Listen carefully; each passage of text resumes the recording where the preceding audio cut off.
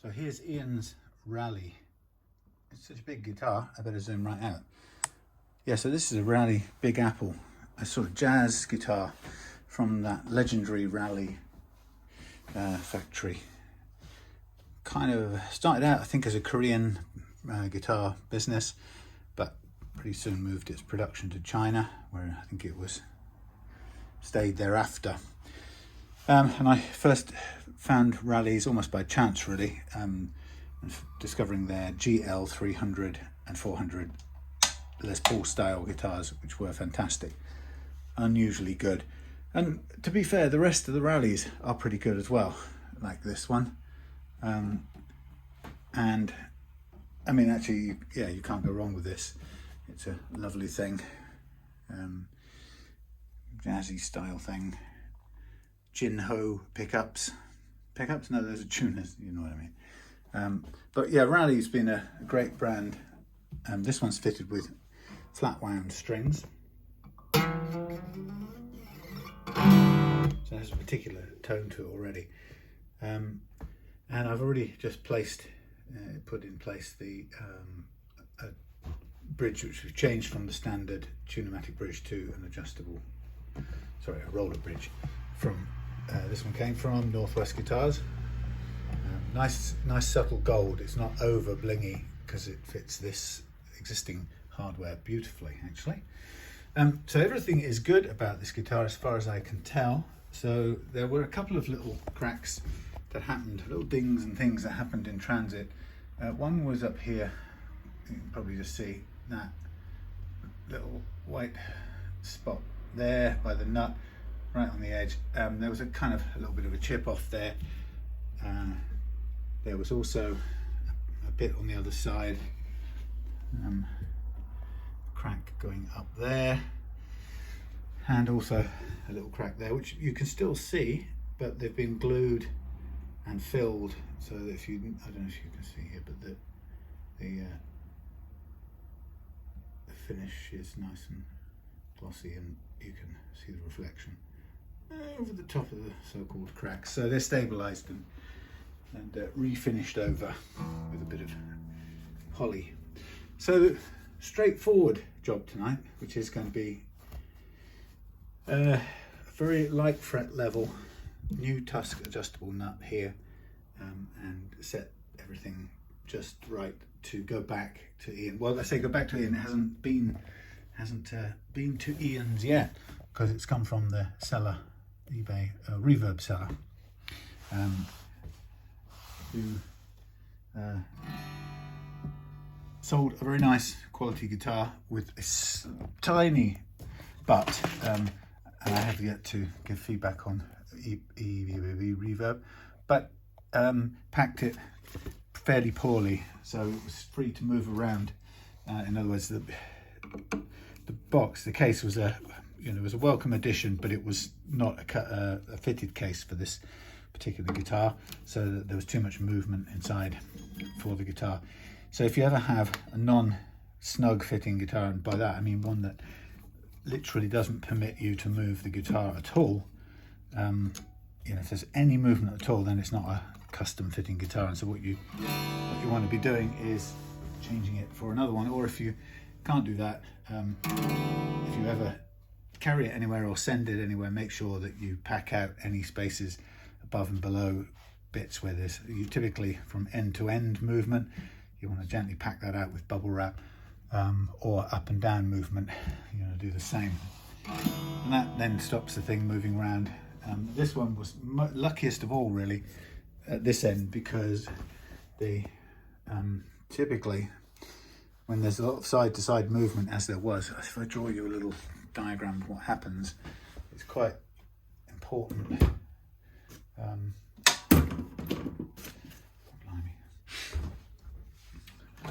This is the one that does the real damage. I've gone and hung my things up in the wrong place. So if we go just to there. So if you're looking down on your case, right, there's the inside of your case, and your guitar sort of sits there and has a strap button sticking out like that. Very often what you find is that the case either has a compressed part there for the furry bit, which goes through, and it goes through to the hardwood part, which is this thin layer outside, which is the hard outer part of the guitar, and this is your fluffy stuff. But often, to allow people to put the guitar in the case that it was meant for, they sometimes either it gets pressed away over time, compressed over time, or they cut it away, and so that a guitar that can move quickly side to side will slam into this. And if this is a rock outside, or the ground, or whatever, that tail end of your guitar smacking down onto an unmoving surface here will cause this to crack. Usually punches it into the body of the guitar. Whether it's solid body or semi-acoustic, it can do a massive amount of damage. So that's one of the reasons why you've got to stop any movement before you send the guitar in this kind of case. You cannot permit any movement. It's too dangerous. The inertia that the guitar will have, or as it moves inside the case, can do a hell of a lot of damage.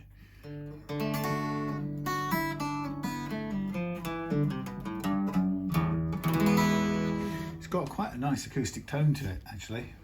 Not always the case with these semi-acoustic-y type things, but it's definitely a jammable on the kneeable. Now, what I'm going to do first of all is I'm going to just slacken off. We'll get the okay. There's a bit of finish from my refinishing that's come up over the edge. I also filled a little tiny gap here that was in the fingerboard rosewoody bit. It's darker. It came out darker, but at least it's solid and fits. So we'll take this out.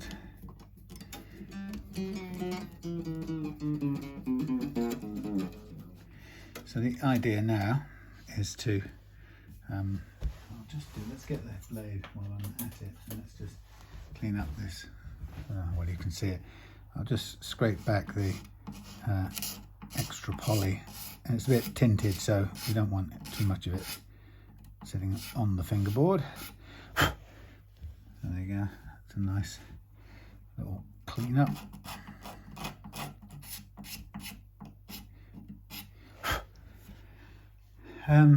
So what we're going to do is we're going to get the Tusq adjustable nut with my printed base.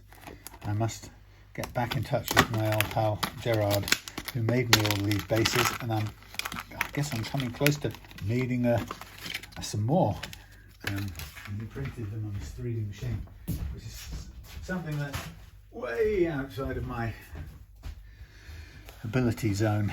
So what we're going to do is we're going to place this little adjustable nut.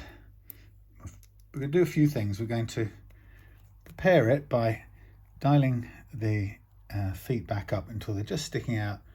You can see it. So they're just sticking out a little tiny bit, and then we're going to sand them flat, and then we're going to put a little strip of brass in here to support it, and when that's done, we're going to fit the nut into here. And this one's actually got slightly malformed. I may have to, tempted to it's not critical, it's just sticking up a bit where you don't want it to stick up, and it means it's bulging out a little bit, so it's going to try not to fit in the now. It's not critical. I was thinking about whether I request another one, but actually as long as it fits in here, it'll still do its job, but it'll maybe just a fraction tight. There you go, that's in. That's okay. Had it not gone in, it would have had to be in a request for a new one, because sorry, I keep moving pretending you can see it. So there's the sort of unit on its own. It's a little bit wide to begin with, so it needs to fit into this slot. It's not going to take much to fit it in there, but to do that, I'm going to bring out the zoom out first. Let's see what we can see. Let's get the board of sanding up. This is where we do all the sort of shaping work. Now, because this is just going to fit into the slot, we don't really have to worry too much about precise measurements with the, what's that thing called? Calipers, digital calipers. So what I'm just looking for now is I'm going to do a couple of things. Let's get all the bits we need. I'm going to sand off them. I'm going to mark up a 2.75 strip of this stuff as well. So I'll get it up on here, 275. There we go. Just run it down here. That's good. Cut it with my tin snips.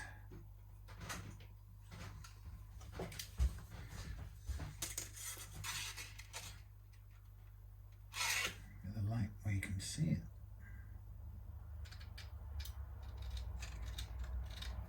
Okay, so I'm going to cut there. Right, onto the floor with it.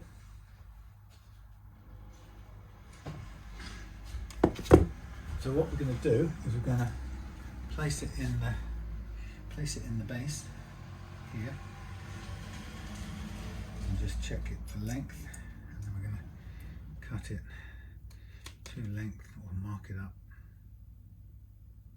So we took the car into the garage today, got the brakes taken care of. So it turns out it was the rear brakes that was worn down to basically nothing.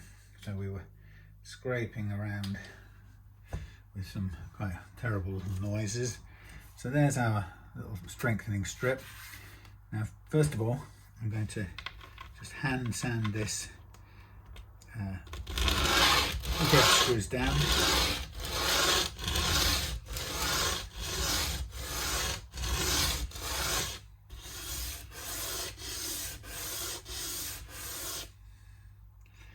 There you go, nice flat feet, which will go on there like so, combined with the brass strips. That's the kind of completed unit, but obviously it's not now cut to size. So my first concern is that we're going to need to get it down width-wise to fit in. So first thing I'll do is I'll take down the front-facing edge of, oops, that was a bit of a slide, I didn't want to do that. Front-facing edge of the nut, because it's always good to get that totally flush, so it doesn't harm to take off some material from there. Now onto the finer stuff, and then when that's done we should have a nice absolutely flush surface there to go into there. Now what I'll do is I'll take off any little tang or burr that we've built up on either side. When we're clear of that, we can then check it for fit, and it's nearly there, but it's one a bit more. So while we've got the backside here, it's got some just striations, I suppose, where the 3D printer does its thing. We can also take those down as well, and very carefully bring this down. So the idea of these is we want to start out with, when we fit this and when the adjustable part is sitting flat in or deep inside the thing as it currently is, at that position what we really want is for the strings to sit on the first fret. Now we've got a tiny bit of a fatter bit at this end, so I'm going to push down a little bit on the base end on both sides, just try and get us a fit in the slot nicely. Yeah, so after a few days of driving the car around sounding like it was completely knackered, took it down today, left it at 8 this morning and went back later, and 265 quid later it was, the brakes were fixed, and now we've only got to get it to the electricians to hand over another wad of cash to get the electrician to try and find the our leak or our ground. Okay, so that, believe it or not, fits perfectly into the slot. And again, it's a bit of handmade trial and error. Now, I've put the sanding board away because I'm kind of hoping that this will begin in the right sort of place. Now it does look a bit low down here, in which case we may have to boost this. If that's sitting, no, we want to default to low, which is a good thing. What we've got here is it's almost by definition, for some reason, actually I think the nut slot is cut deeper at one end than the other. That's what it is. So what we've got is a nut that's sinking down at one end. Let's just kind of squeeze that in there and get it fitted. It looks fairly good. Let's see where we end up when we put strings on it. Now as I say, it's a bonus away, or better in a way, if we start off with the strings on the first fret, so I have no problem with that. What I really want to be able to do is to get to the ideal target action with by lifting the strings off. So sounds to me like they're all on the first fret. I think the treble side quite a lot more than the other side, which is great. Yeah. So I'm going to get me a tuning fork just so we can get this to tune. But meanwhile, while it's still not too much force on here, I'm going to crank up the this thing. Now that's quite good because it takes away the sticky up bit of the nut, sorry, the grub screw. And this one probably won't need to come quite as high up, but there we have it. Now, just looking at the angle down here, that's all right. Now let's get it in tune.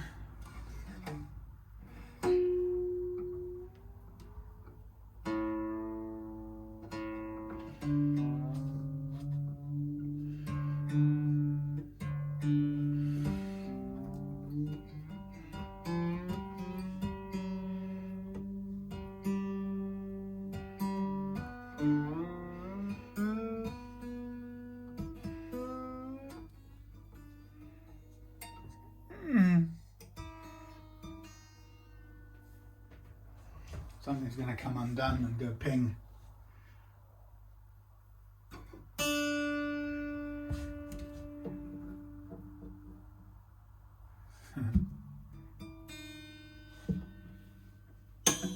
Told you.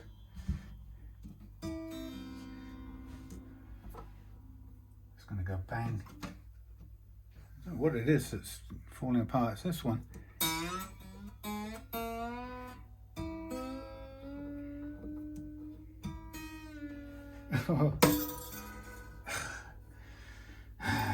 Well, it's always the way, isn't it? You know when it's going. It's never going to play ball. Right, anyway, just looking at it right now, we've got a nice action. So what I'm going to do is going to take that one off. I'm going to slack these off. I'm going to put a spare high E10 on there.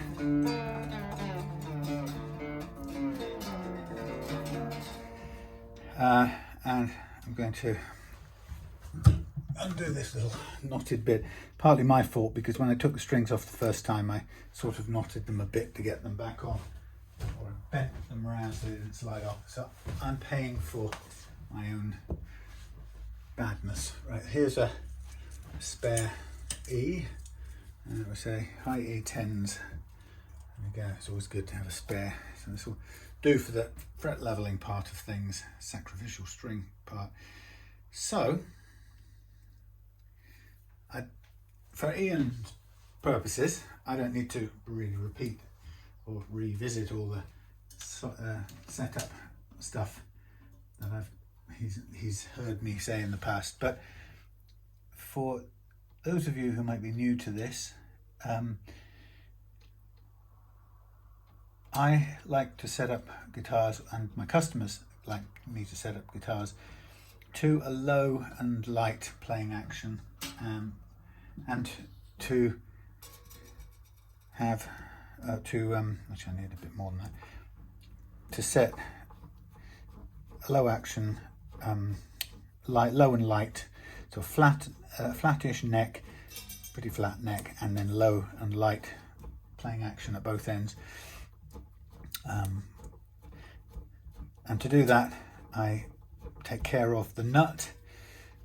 First of all, I take care of the neck relief, make sure it's minimal amount, just sufficient, no more.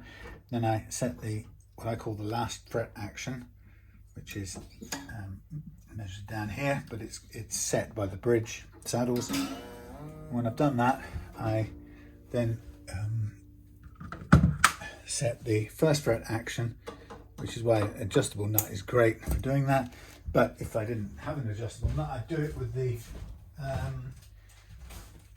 nut files, get the perfect first fret action. And by the perfect first fret action, I mean a first fret action that is low, and so that when notes are fretted down by the nut, they won't go sharp. If the first fret action is higher than about 0.3 millimeter or third of a millimeter, in my experience, fretted notes down near the nut tend to play sharp, and that will, it's only very subtle, often it's only very subtle, but it will really mess up your open chords, and for a musical ear that'll sound terrible. And it's really common on guitars straight from the factory, or even from makers and manufacturers who should know better, that they're sent out with ridiculously high first fret actions, with the result that the player can't seem to play in tune as it appears or feels to them. When in fact, what's really happening is it's more, I suppose you could call it more of an intonation thing, making the strings sound out of tune or play out of tune when you fret them. So it's really important that the nut is exactly right to get rid of that.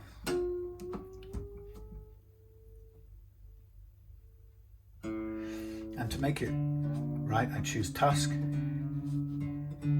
because it cuts dependably. And for guitars like this, 3-a-side Gibson style guitars, I can use the Gibson, the Tusq adjustable nut insert that was made for the Gibson Les Paul to replace its component that was not doing very well on the model where they introduced it. They called it a 0 fret cradle, and the 0 fret part was made of brass. Sorry, a regular nickel steel.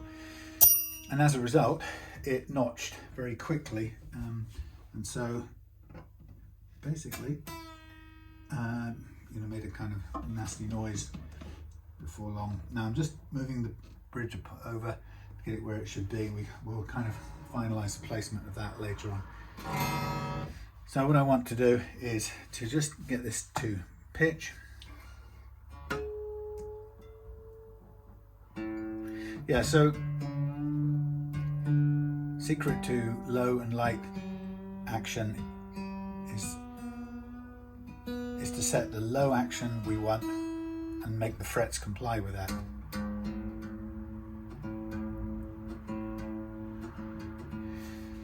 Which is very different from how most of us experienced the guitar when we started playing, and that was that we basically played whatever we were given, so whatever the frets dictated to us. So if we had a guitar with terrible uneven fretboard, we would have to play like that, and we'd have to raise our action high enough to a point where, just looking at this, doesn't quite sit in there. This is going to sit a fraction lower at any minute now. Let's just back this off again. Shame to do that, but we need to. Yeah, so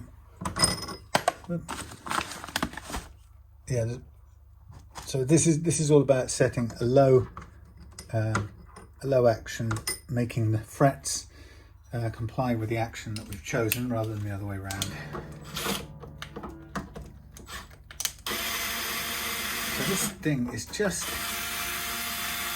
refusing to sit down at this end. It's nearly there, but it's a tiny bit higher than I want it. So I'm just going to back off again and take it out and see if there's anything blocking it here. That's the first thing. And if it's just the width issue, then what I'll do is I'll just go back and make a small alteration.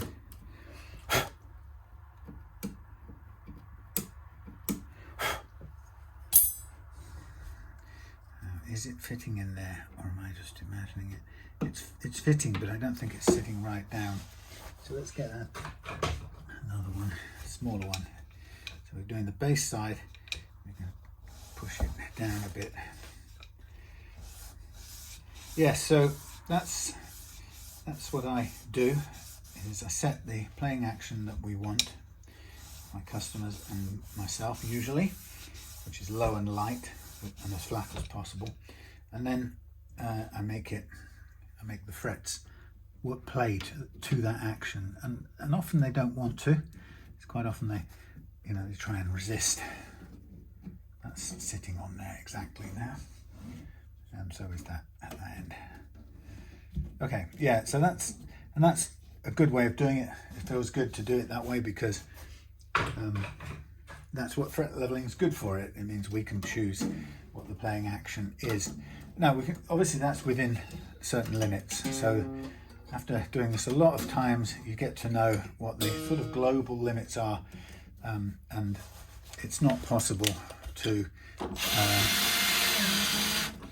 go beyond a certain point with most electric guitar, wooden necked electric guitars, so you have to be realistic. So on a guitar like this, we would find that might be a fraction low now because we've dropped down at this end a little bit. So yeah, the typical playing action that I like to go to is measured at the last fret. It's 1.5 mils at the last fret on a low E.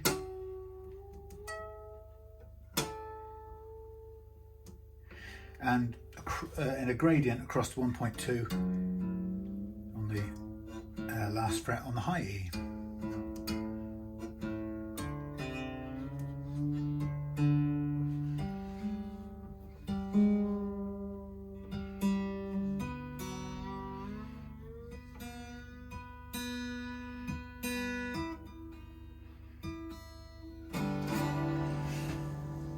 Okay, so there is all my frets marked up.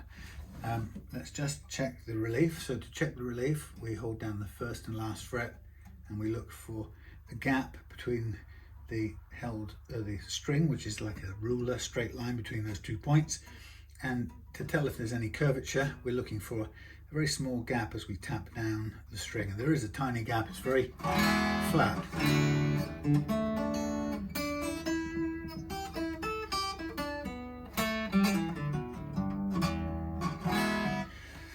Okay, it's nice and flat. We got that correct there. We'll just double check the last fret action before I get into leveling mode. Now maybe we only have to do a very small amount of leveling, which is absolutely fine. I think I put this on and checked when I put it on. It's actually a tiny bit higher than I would go, so I'm going to, from which way it goes, I'm going to come down on this height on the little roller wheel. So we're down at 1.5 mils there, over that way.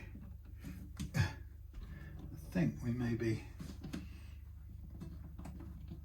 almost down on the ground here. That's interesting. So we don't have any more downward room on this part of the bridge. Now we can actually reduce it if necessary. Let's have a quick look. Yeah, we want to go lower. So before we get into anything else, we've got to solve that problem. So this is often common that, well, first of all, it's not the original bridge, so it may be this one's a fraction taller to begin with, in which case, with the wheels dialed in fully, with the original bridge, we may have got the ideal low action, but with this one, we're going to struggle because it may be slightly taller. So what we have to do now is look at how we get this thing to play and go a little bit lower. And in a way, the simplest way, this is curved, we don't want to mess with that. The simplest way would be to, let's mark which is which, so I know, just for my records. So we go treble end, nut is that direction, bass end, nut is that direction. So we take these off and we should be able to undo these unless they've been stuck in too hard. Not that size. Not that size, Mr. Wolf. This size. And if we can just get these out, we can then carefully take about 1 millimetre out of here. So there's the first one. So we know this one's going to go on the treble side with treble facing that way. So I'll just put that there. Over there. So we've got enough on the base side, but we probably want to keep it even. So let's look at taking at most 1 millimetre off.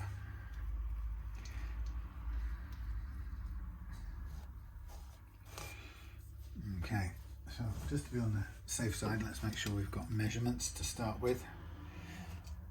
And we'll go across the top of the hole there. So we have 8.8. What's this treble side? So we go 8.8. So let's go down to there, down to there, to there. So we go across the hole, so we go 8.8, and on this side we go 8.8. That's pretty good. So we'll try and take 1 millimetre off. Now it's this sort of point you could go to work with a Dremel or a sanding belt. I've got one over there, but it's not going to take this off any more easily than will something else. And I think we could probably do something with this, with the new, brand new, what's it called? It's called a Shinto rasp. You stay there. Let's use this.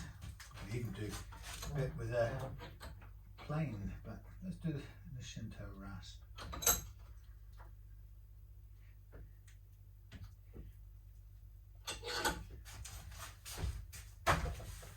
First time out. So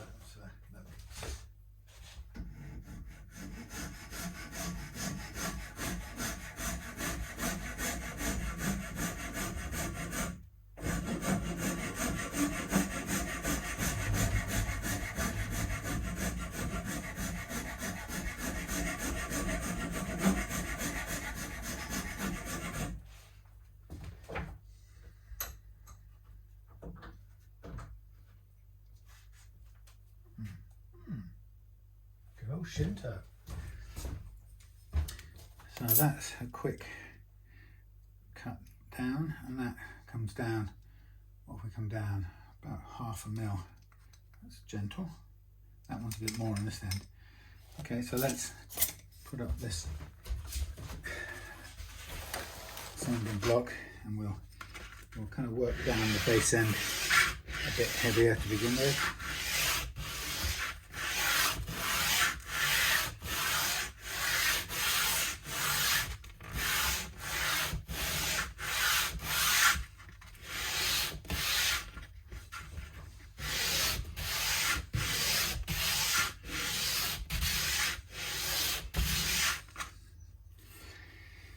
Okay. Where are we at now? 8.2, 7.8. So we could do a little bit more off here. Let's see if this does it any better.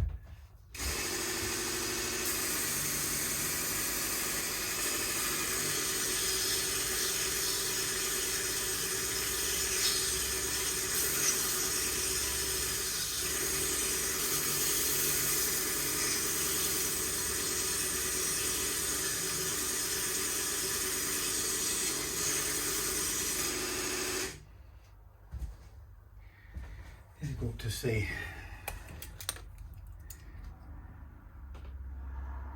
So on base side, we've got -2.5. On the base side, we've got 8, and that side 7.84. So base side 8, so a bit more to take off. Let's spin this over.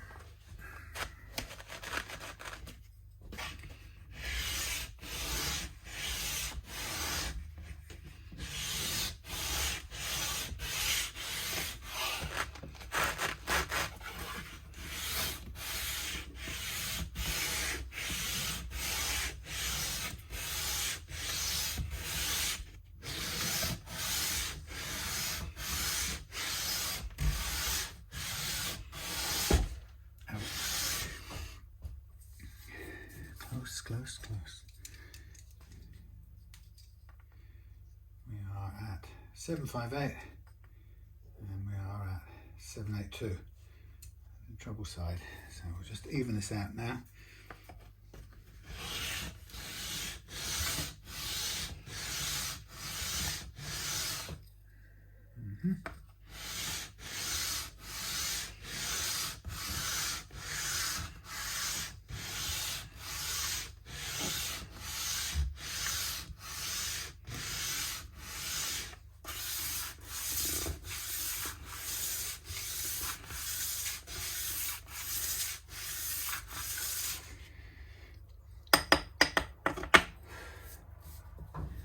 Very shiny already.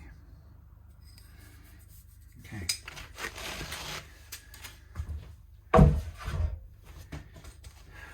We have treble this way, facing that way. Treble, treble facing that way.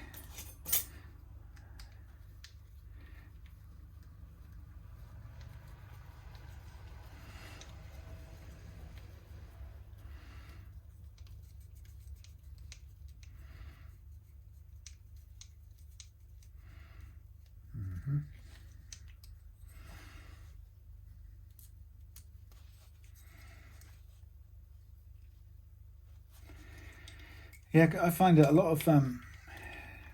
of Chinese-made or Vietnamese-made guitars, like Harley Benton's, for example,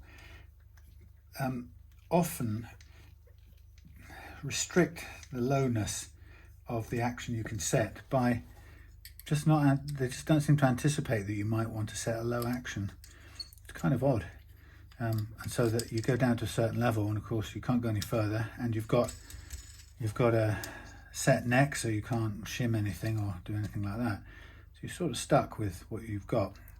And in the past, sometimes I've had no choice but to. So you've got a bit sticking up at the top there, but it's not the end of the world. We could let's just have a look. We could actually remove some from underneath. That is a bit annoying. Let's take off 4.5. Shall we? Why not?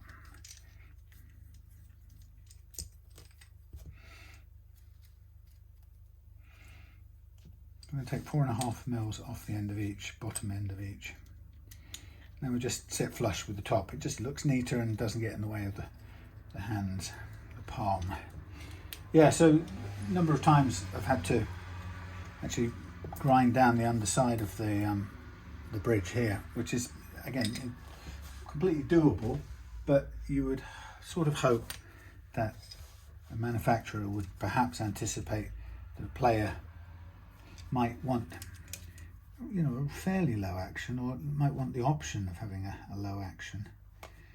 Okay, so there's my, let's make this mark all the way around.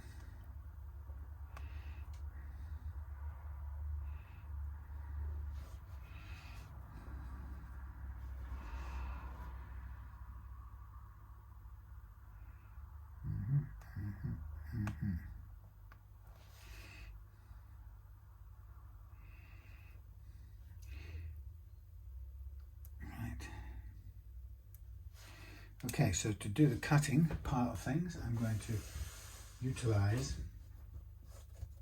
I'm going to use a Dremel cutting disc, or Proxon, let's be more accurate, the Proxon cutting disc.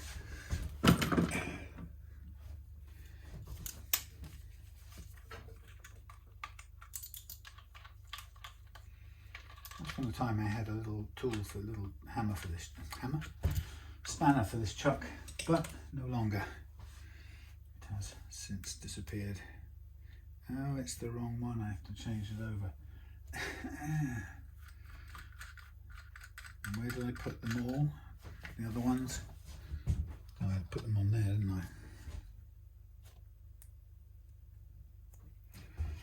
Hoping that they would work. Let's put that one back there. We shall see.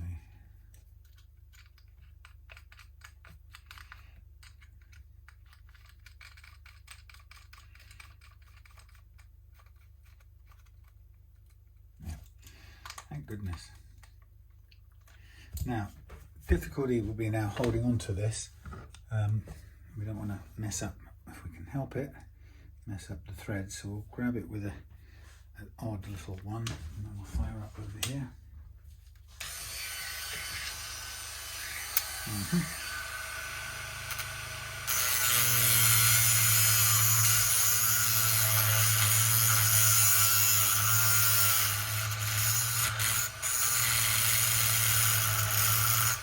It doesn't look like it's cutting very well.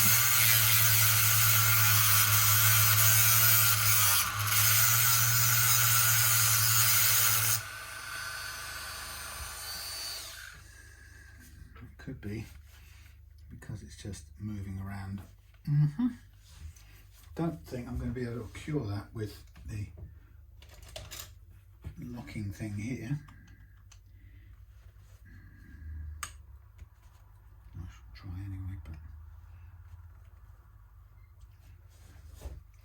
see what happens.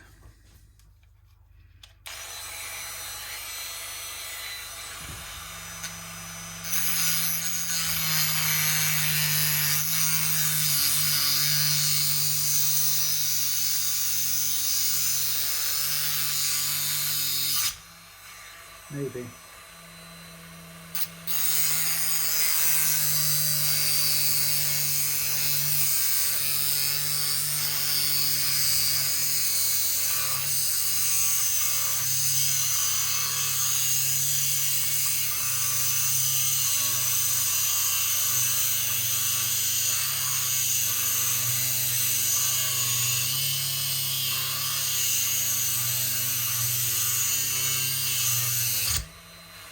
It doesn't look like it's got any cutting ability left, really.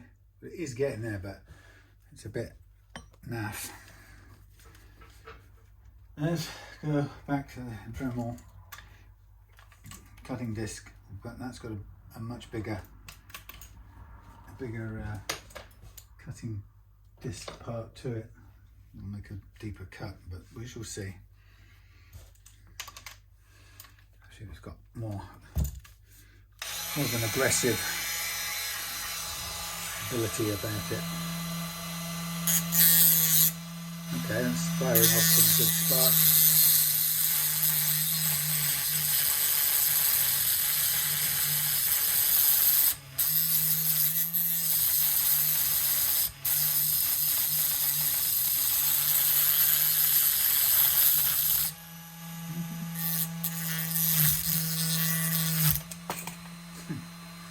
Okay,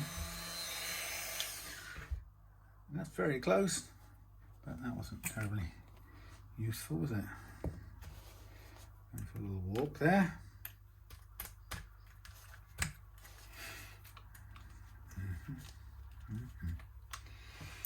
Okay. Blimey.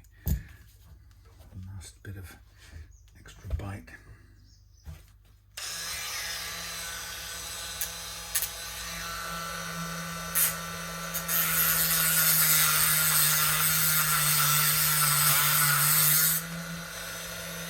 Better.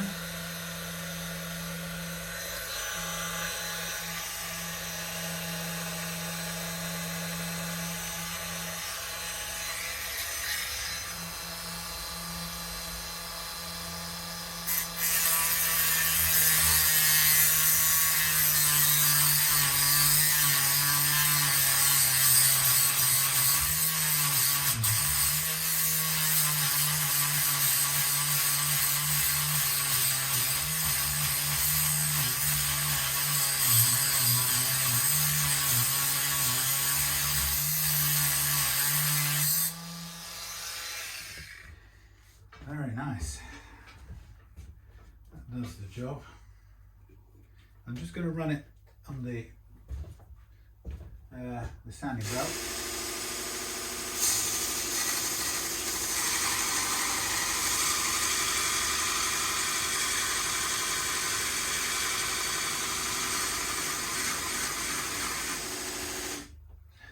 Let's have a nice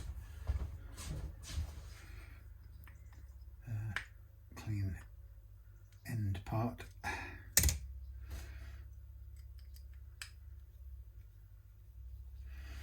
There we are. Lovely. same here. Just to tidy it up.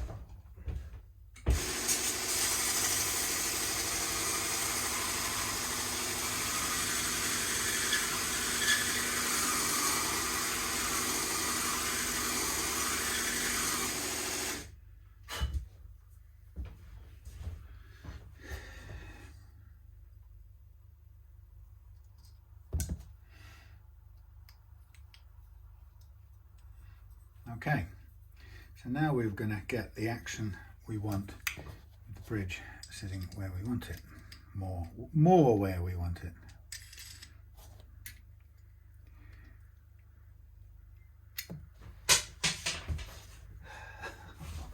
Oh no.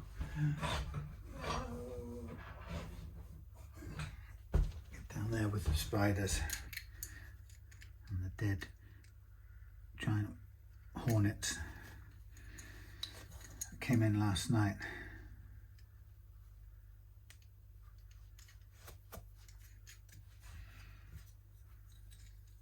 Okay. Right, everybody.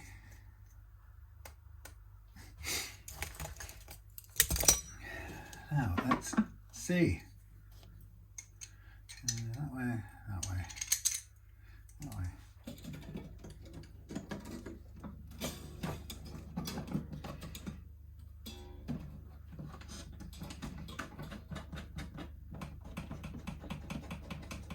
Start up and then we'll work it down.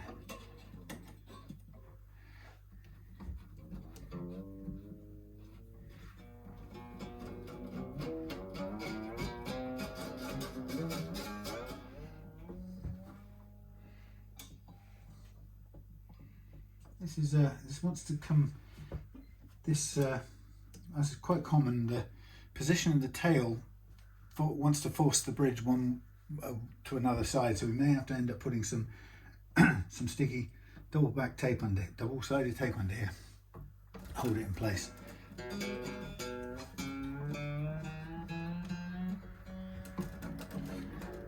If the way that the tail trapeze piece is slightly wonky, it pulls the whole thing,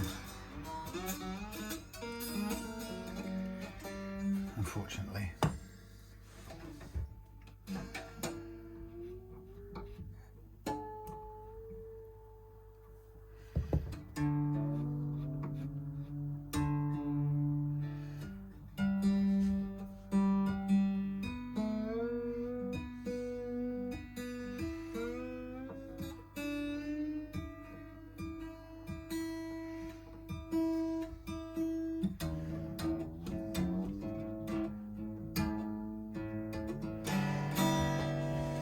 So, having done all of that, we're now back at 1.5 and over on this side, so we can bring down the side again, that's fine.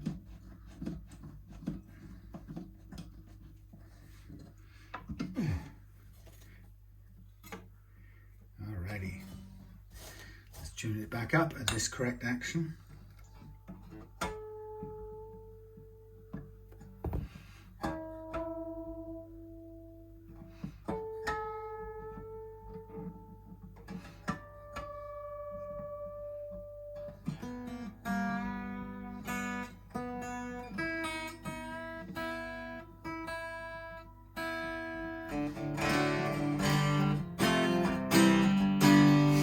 Beautiful, beautiful action now. Good, that was worth doing. Right, now we get on to the leveling part. And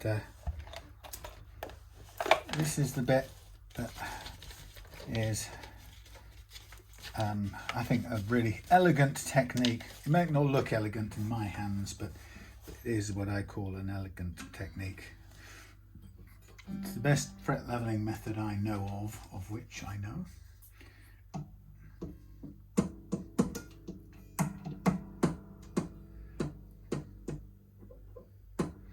Actually, it's perfectly aligned, or calibrated, shall I say. So I'm going to do the first track, the E track, and that will tell me, as always, the basic topography, as I often say, of the fingerboard. And so I'm just laying the banana file, as I call it, the curved file, which is curved to meet or to match the curvature in the fretboard. And what I'm seeing is that we have a low spot, two low spots really, here and here. That's quite high there, that's coming back up there, that's okay there. So this area a little bit low on the 3rd fret, but this area not too bad. Go into a low patch here, up a little bit there, low again, up again. So you can see that's that funny curve. So what I'm going to do is I'm going to use the tool as intended, which is to let the curvature of the tool eat away a little bit, or scoop out, you might say, or I often say, scoop out the hills that are getting in the way. And interestingly, the hills are there because there are low frets, and that's often the case. That the low frets really are the things that dictate what we can do with the setup on a guitar. It's funny because I was running with my Banana Club Zoom calls the other day, talking to people about the ins and outs of the details of this method. And it's interesting that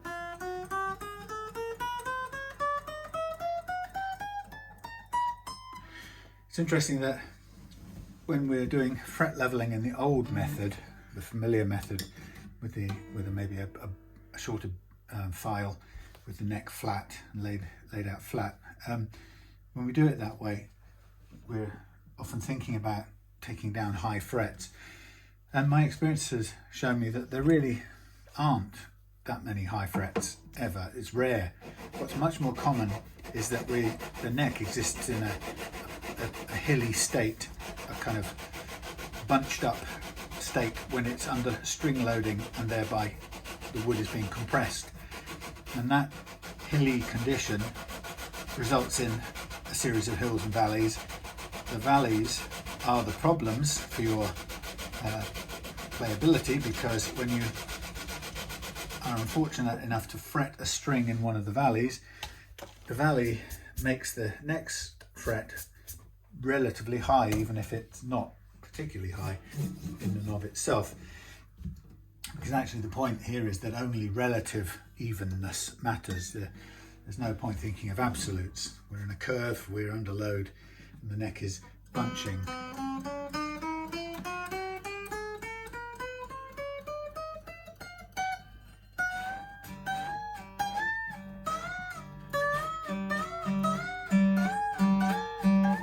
That's great, it sounds fantastic. Feels fantastic. So we're at the right amount. I'm not really taking that much off either. So I'm using this method just the way it was designed. So now I'm calibrating for the G track, and I recalibrate for each track because the calibration changes, or the relief changes as you come across the radius. Get that, get rid around that. The relief can change as you come across the radius. In this case it's not, which is a good sign, but it can. So we recalibrate every time to make sure that in the particular track that we're working on, that we've got the correct relief still. Feels very good at the moment, this. Now, one of the things that stood out a mile on the GL300s and the GL400s, from my perspective, having done loads of vintage V100s, loads of Epiphone, Les Pauls, and so on and so on, what stood out about the Rally GLs, the Les Paul shaped ones, was just how good the fretwork was. And it's not because somebody had spent hours in post-production, if you like, in the factory. It's just that they were really well done and very playable. at a low action. That's great. That's as low, incredibly low, and yet it's playing just great. Let's have a listen to the...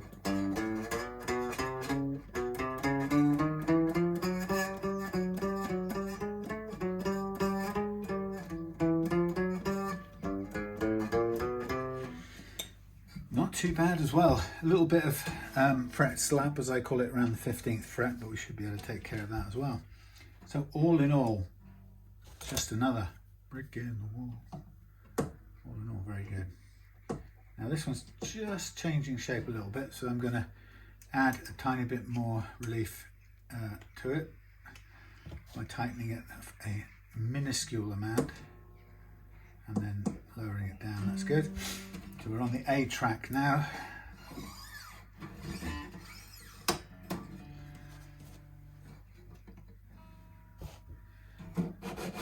Now, what I find is that when we're over into the wound strings that tend to move more, perhaps not so much for these flat wounds, they tend to have a little bit more stability and not move so much, but generally speaking, the wound fatter strings tend to move more, and as a result, they are more susceptible to the moving string clattering into the underlying hills and valleys, which is the sound that makes is what I call fret slap, and I distinguish it from what I call fret buzz, because fret slap tends to accompany, or you find it on a whole series of notes going up. Not here. Fantastic, that's brilliant. I bet you when I put round wound 10s on, this is going to sound terrible. I hope not. But if it does, I will plan to recommend that Ian goes back to flat wounds at the next opportunity.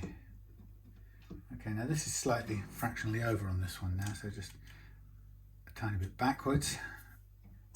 If that was one part, or how many parts of a full 360, that was probably a degree or even half a degree of turn. It's that small an amount, but it makes a difference on the shape of the banana, which is what I like so much about it. It's precision, just by kind of basic physics. It's amazing. So when the wound fatter strings are spinning more, this tool sort of basically what it does is it helps to move the obstructing tops of the hills, just scoops them out a tiny bit, giving the low strings, the bigger moving, the wider moving strings, giving them a little bit more space to rotate and vibrate, which is amazing.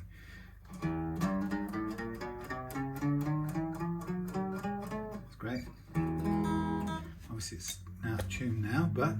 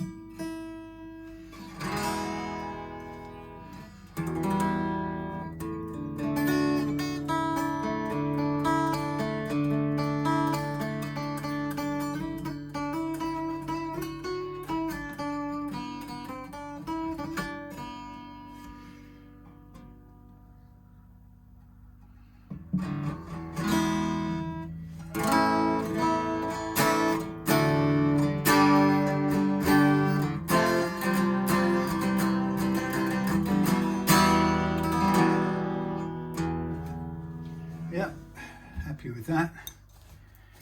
Beautifully low. I mean, I set it to the lowest possible action, and then of course if Ian wants it any higher, he can go back up from that without any problem at all. What's this chunk of metal here? Some spare brass. Put it down there, might need it. Okay, so what I'm going to do now is I'm going to go, no, I will not go off camera just yet. I'll first of all take off the strings, and then I'll recrown the frets, and then once I've done that, then I'll go off camera and sand and polish them out, and then basically with the nut done, I'll glue the nut in place, which I should have done just now, silly me. Probably should have done it now. I mean, it's pretty easy to know where it goes. It's dead flush on both sides. So let's just move this out of the way. I'll use these strings here to lock it into place a minute while we're at it.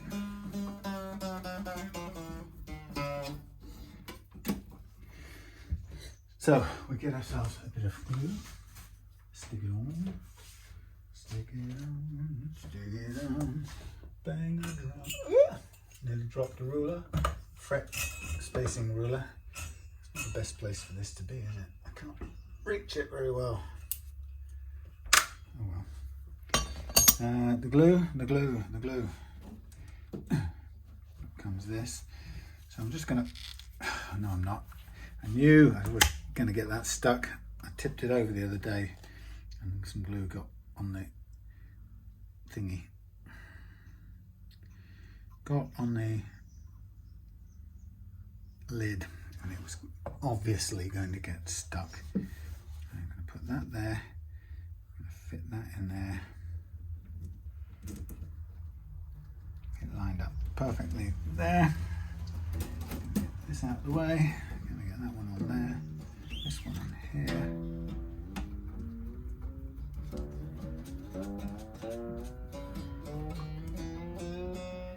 Make sure it's strictly in line, lovely.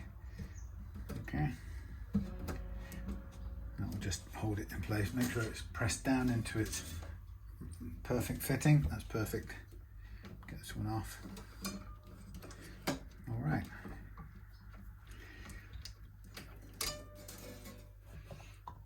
The problem with this glue, I bought some more just now, because this glue really, beyond, it's lasted a long time, but it's becoming unmanageable. Trying to break off all the crunchy stuff and access the, so I can get back and use the threads on here to close the lid up, but it really doesn't want to do. So it's kind of, you're stuck with it just balanced on there. So I bought some more because I like the glue, but I bought smaller volumes so that they, normally what happens is the glue doesn't last a long enough period, the whole thing sort of clags up and becomes unusable.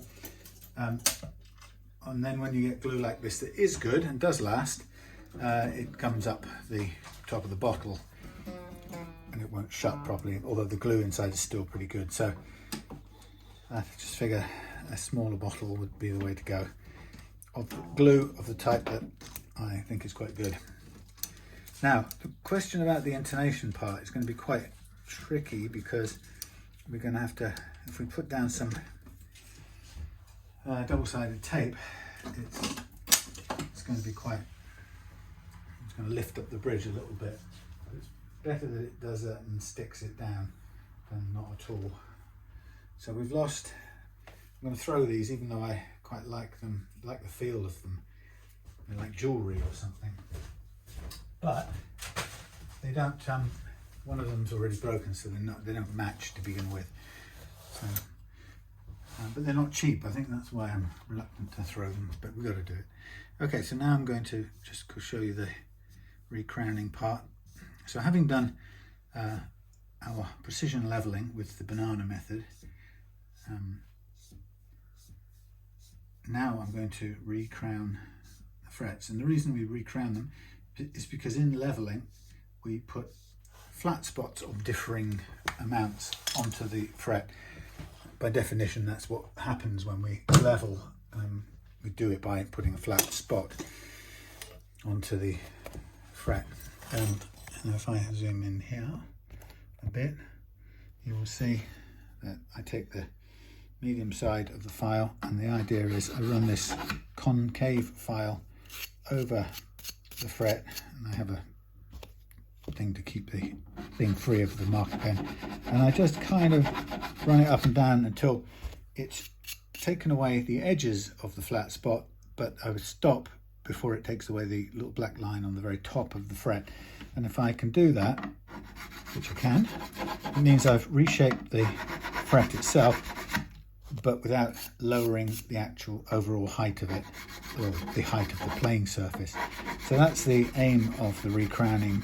It's to return the fret to a more of an arch shape than a tabletop that we just had, but to do so in such a way that doesn't upset the levelness that we've already put effort into achieving.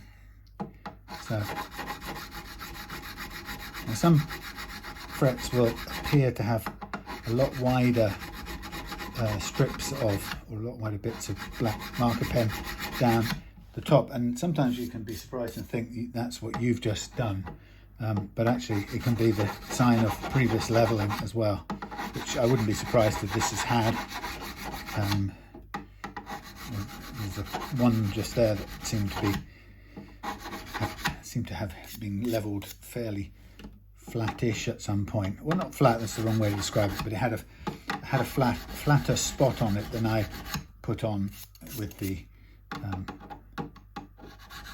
leveling process using the banana, which only cuts at 400 grit at most.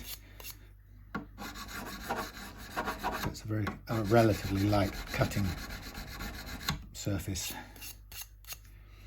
So you can see, I think, I'm just coming up to the top end of the guitar.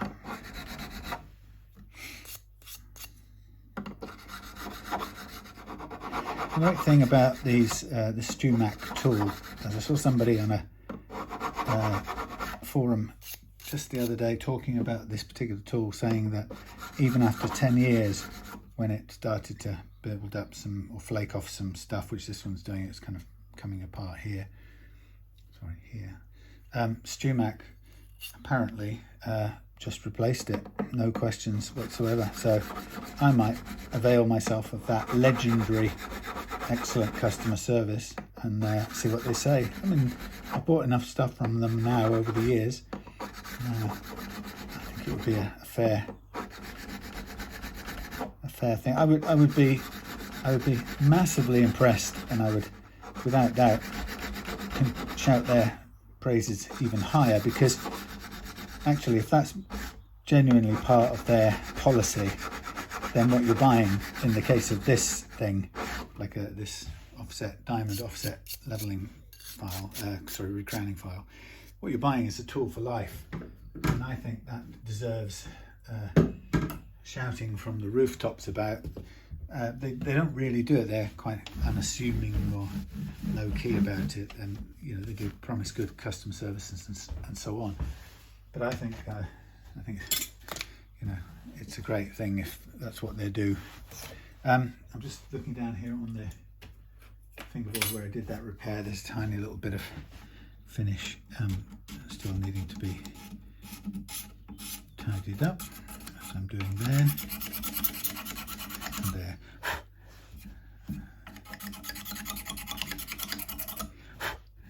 Okay, so that's the frets crowned, leveled, crowned, and now the polishing part is a bit dreary, so I'm going to turn the camera off because there are millions of my videos that show me doing this, and this way I can get a drink and listen to some rubbish on the radio or something. So I'm going to basically just mask all of this off, and then I'm going to sand it out with a whole series of different grades of paper, followed up by micro mesh, which I must write on my hand to buy some more of, because I'm out nearly, or that's nearly worn out. So that's what I gotta do. So I will come back to you in a bit when that's done. So fresh back in from the recrowning and polishing out, so everything's looking good. We're ready to just oil the neck a little bit here. It's not the kind of dark wood that soaks up oil very well. It's a, I don't know what it is, Power Ferro maybe, Jatoba, one of them thingies, but it'll take a little bit of oil, but not a ton.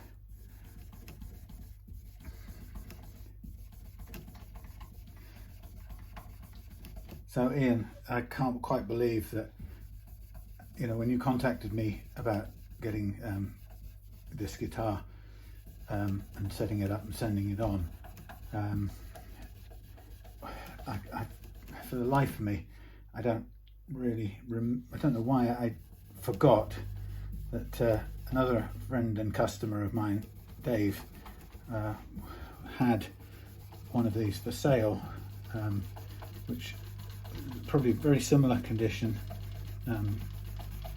but which I'd already set up, and which I'd fitted a Duesenberg vibrato to it as well.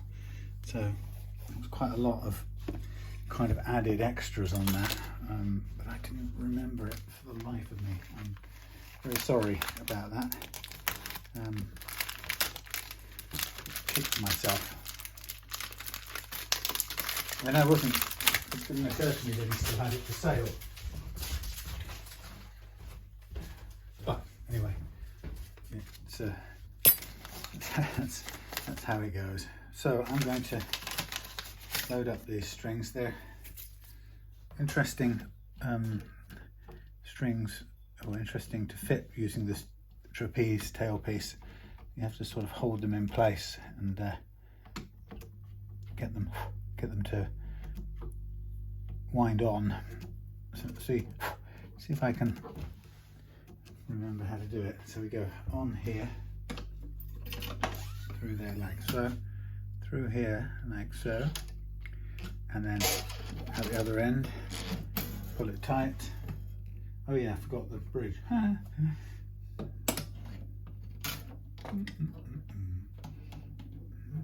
Stick it about there for now. So we're going to pull it up about an inch's worth, no, about a fret's worth, and that's going the wrong way. Wrap it on. Oh, brilliant! The tailpiece has just come off. No big deal. It goes on again easily, like so. Not what we needed exactly at that moment. Okay, start that again.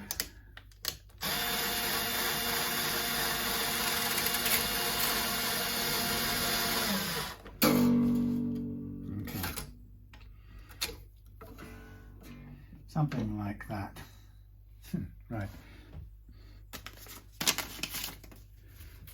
So, secret of tuning stability, remember, it has nothing to do with your tuners, Grasshopper. It has 50% of tuning stability is down to your nut, and the other 50% is down to the unstretched slack in your strings. So by fitting this Tusq nut and making sure we've got the exact correct first fret action, we've taken care of that part, including the free movement of the strings through the slots, because it's made of Tusq. It's a very good material, very low friction. So the other half of the tuning stability equation is going to be taking care of stretching out these strings once we've fitted them, and that is a bit of a physical process. There's only one way to do it, and that is to stretch them. But it's absolutely worth doing so that your guitar will stay in tune, play in tune. You know, when you come to take it down off the peg, it'll be, or take it out of the box, it'll be almost perfectly in tune the next time, or it might require the tiniest bit of adjustment, tuning, but it will go into tune very, very simply and quickly, and you won't have any problems with it. And that, as I say, is down to 50% getting the nut right and 50% getting the stretch the slack out of the strings. So we'll see that part in a minute. A lot of people think they stretch the strings enough, and mostly they don't. And I get guitars which have had strings on for 6 months and they still go out of tune as soon as I start yanking on them. And it isn't the tuners unwinding, nothing like that. The tuners hold the thing perfectly. It's always the slack in the strings that needs to come out. Now, some people have kind of queried and argued with me about where the slack lives that we're stretching out, and I don't really know or care that much.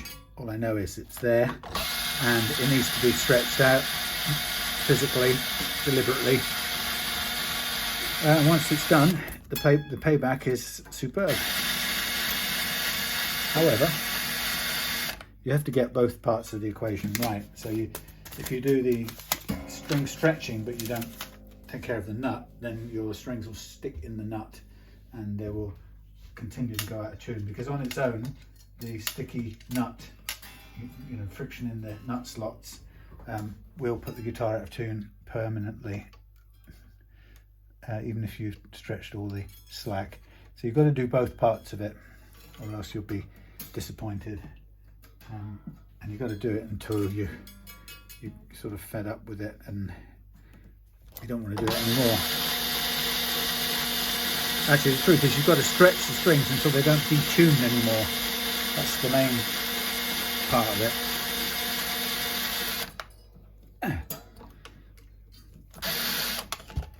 Okay, so there's me strings packet, there's me cut off bits coming up.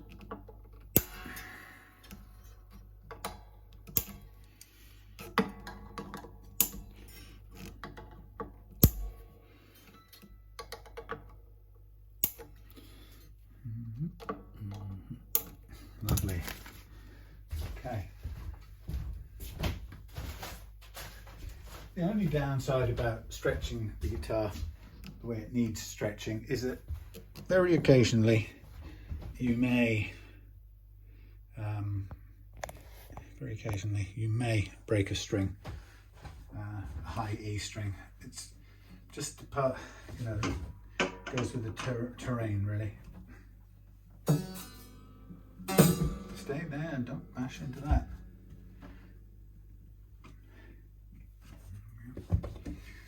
So stretching, start with the low one, pull it up, and I stretch between thumb and forefinger to get most of the stretch. You've got a bit of space behind here, so it might as well squeeze behind the bridge as well, and at the top end sometimes if you want to. It'll help to get rid of the slack. And then once you've given it a first good push, then we'll tune it up and see where we go. The wound strings will hold the slack a bit longer than the plain strings will. Don't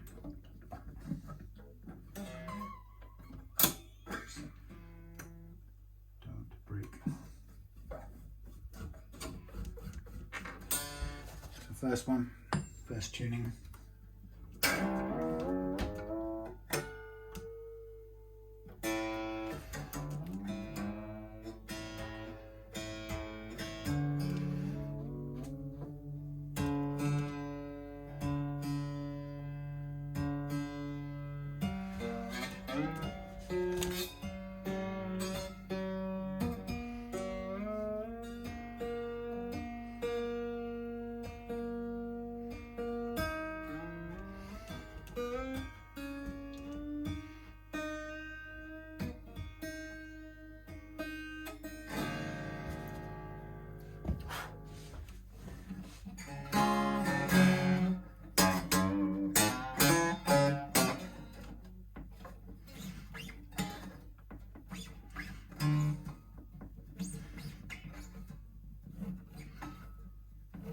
Got to line up the bridge in a minute and figure out how to get it to stay in place.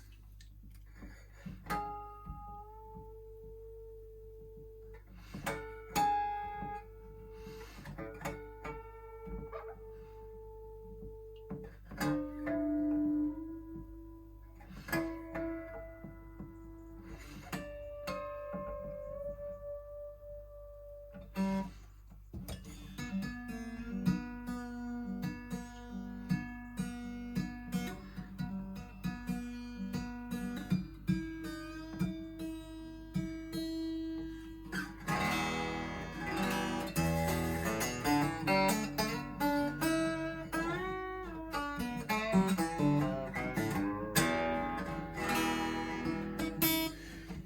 let me see. What's the distance, Mr. Wolf? 1 second. A bit of tape residue on there, which I want off.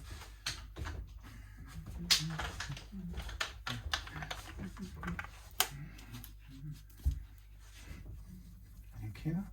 That's where the tape came round and stuck, and it gets a bit of grime on it, and then it gets sticky. Right. So let's not worry about the intonation for a second. I'll come back to that. Let's just keep on stretching.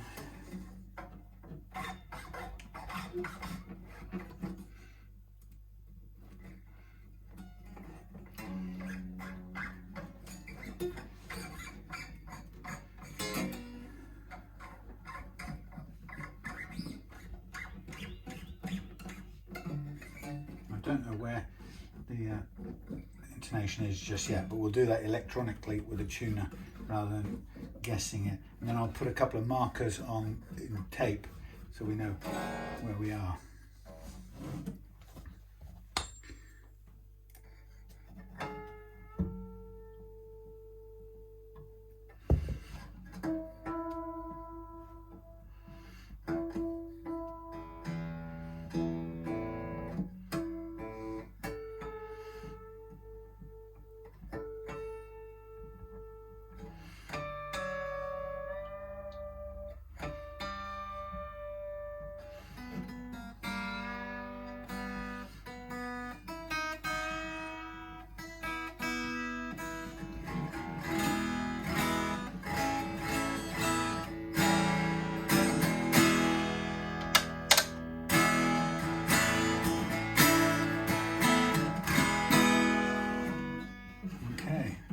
Let us get the intonation done.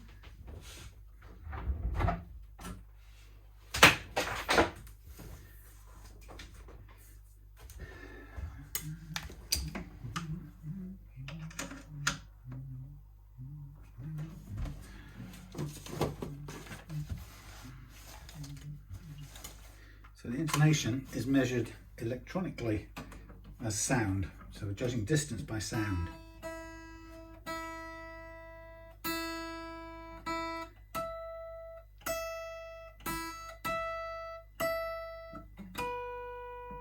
Pretty close.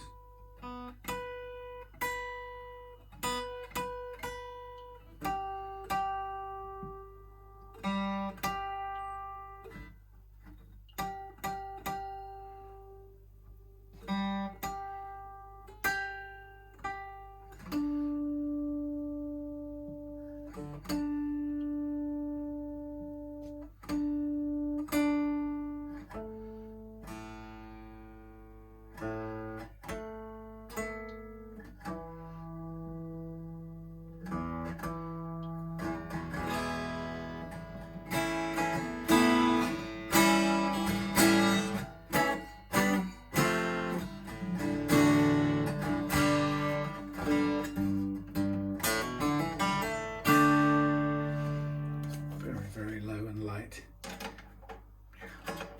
1.5, 1.25, maybe 1.5, 1.5.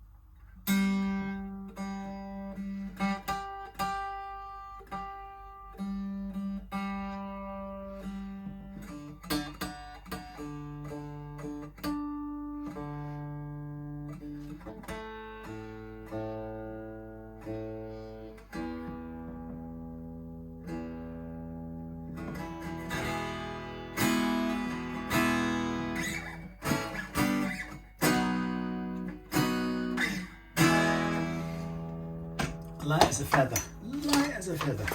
Now, if it's too light, Ian, this is notice for you. If it's too light, you can raise the action at both ends a very small amount. So at this end, with the hex key that comes with this, it's actually looking pretty good at this end. I wouldn't necessarily do anything with it, but this end, just by counterclockwise undoing the wheels a tiny bit, but it's pretty much light as a feather right now, so that's good. I'm just going to wipe down this piece of plastic. We're good to go. And actually, with a bit of luck, if I get home in time, we should have this bagged up and ready to go tomorrow. Now, let me just check. This came in a big box, but I can't remember what the I don't remember what box it was, but I'm sure I'll find it. And we're going to have to do some very careful internal packing on this because of I don't want it to move or bang about in the not standard thing case. You know what I mean. Okay, lovely. I'm going to remember to stick the little hex key on the, I'll stick it on the scratch plate with a bit of green tape, frog tape, which is what I usually do. And then we are ready to go. Thank you for watching. Ian, I hope you enjoy this beautiful guitar. I might be tempted, if I were you, if you've never done it before, try it on your next string change.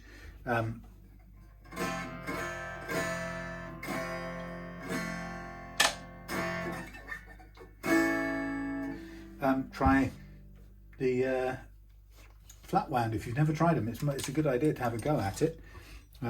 It's a different feel and it feels very jazzy. I don't know why. It's probably no more jazzy than the chords you play. Anyway, there we go. Lovely looking thing. The Big Apple, made by Raleigh, ready to go. Thanks for watching. See you soon.